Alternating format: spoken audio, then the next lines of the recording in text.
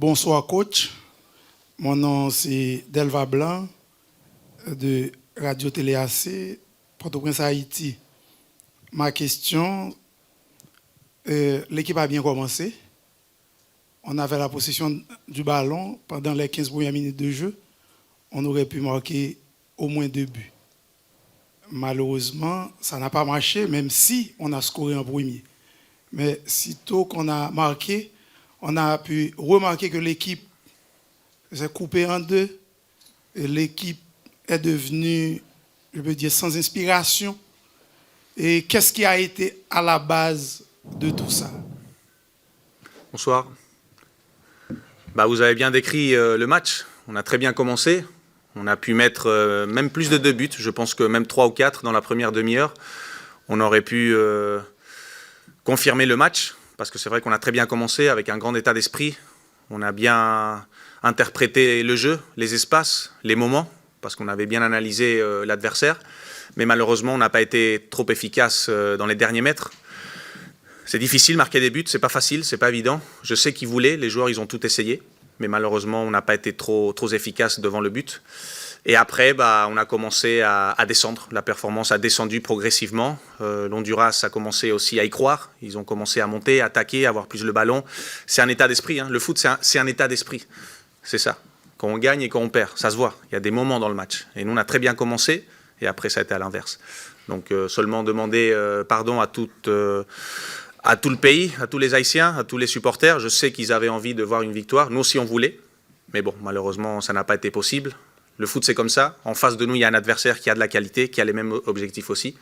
Donc, il faut seulement demander pardon, être autocritique, être auto-exigeant, être humble et commencer à travailler pour améliorer les choses. Bonsoir, coach. Marc Josenaza pour Haïti Tempo. Ma question est la suivante. Vous avez seulement 3 matchs officiels avec la sélection haïtienne de football. Comment vous jugez ces 3 matchs, ces trois premiers matchs, et quelle sera la suite, quel sera le plan pour la suite? Les 3 matchs ont été complètement différents. Chacun d'entre eux, c'était une histoire différente. Je pense qu'on a très bien commencé le tournoi. Et après, la performance a descendu progressivement. Pas seulement au niveau résultat, mais je pense que l'identité de l'équipe a été claire. On a attaqué beaucoup, on a eu beaucoup d'occasions. Contre le Mexique, bien sûr, on a défendu plus. Mais les autres 2 matchs, on a attaqué beaucoup. On a eu beaucoup d'occasions. Mais malheureusement, on n'a pas été trop effectif. Et après, mentalement, c'est difficile à gérer ça. Je sais que les joueurs voulaient, donc ça provoque du stress. Quand tu vois que tu n'arrives pas à marquer, tu n'arrives pas à résoudre le match, il y a de la tension, il y a du stress, c'est normal, parce que tu sais que tu dois gagner. C'est pas facile à gérer ça. Je pense qu'il faut beaucoup de force mentale. Et pour la suite, on verra. Là, il faut être calme, parce que quand on est chaud, des fois, on dit des bêtises, on décide mal. Donc là, il faut se récupérer, il faut se reposer, attendre quelques jours, réfléchir et voir ce qu'on a dans l'avenir. Moi, je pense que pendant les prochains 3 ans, il y a de très bonnes compétitions. Il y a la Liga des Ligues des Nations, il y a la possibilité d'aller au Copa América, il y a la possibilité de qualifier Coupe du Monde, il y a des grands tournois, il y a des grandes compétitions. Et l'avenir est motivant. Mais il faut réfléchir, on verra ce qu'on fait, comment. Et voilà, maintenant, il faut juste assumer la défaite. Merci. Et coach Calderon, c'est Jean-Robert Philippe de la Voix de l'Amérique. C'est Jean-Robert Philippe de la Voix de l'Amérique.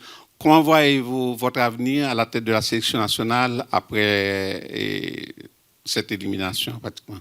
Je ne sais pas, c'est une question pour le comité. Je pense qu'on devra réfléchir tous, eux, moi, pour voir si on veut continuer, si on veut aller plus loin, si on sent qu'on a de la force, de la motivation. Parce que comme j'ai dit avant, l'avenir est très motivant. Il y a beaucoup de choses à faire, mais il faut réfléchir, il faut prendre la meilleure décision pour voir si on continue pas. Bon, on verra. Ça, je pense que c'est plutôt le comité.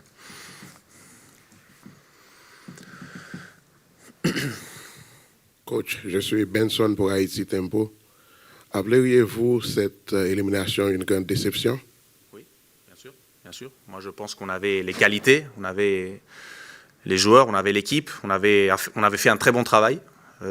Autant qu'au staff, je pensais qu'on pouvait qualifier parce qu'on avait fait un très bon match contre le Qatar, contre le Mexique on a perdu, mais on avait fait une bonne performance. Aujourd'hui, on a eu beaucoup d'occasions de but. Je pense qu'on méritait plus. On aurait pu arriver en quart de finale. Malheureusement, ça n'a pas été possible. Il faut comprendre aussi qu'il y a des adversaires en face qui jouent bien au foot, qui ont les mêmes objectifs aussi, et qu'il faut être humble. Il faut être autocritique. Et il faut travailler. Il faut travailler pour l'avenir, parce qu'il y a du talent. Il y a beaucoup de choses à faire, il y a beaucoup de choses positives pour l'avenir. Donc on va continuer à travailler. We open the virtual conference, so José Armando Rodriguez, you can make your question.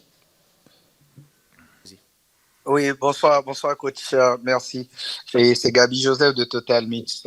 Coach, après ces 3 matchs, d'abord il faut féliciter l'équipe tout entière parce qu'on sait déjà dans quelles conditions que l'équipe haïtienne a été en préparation.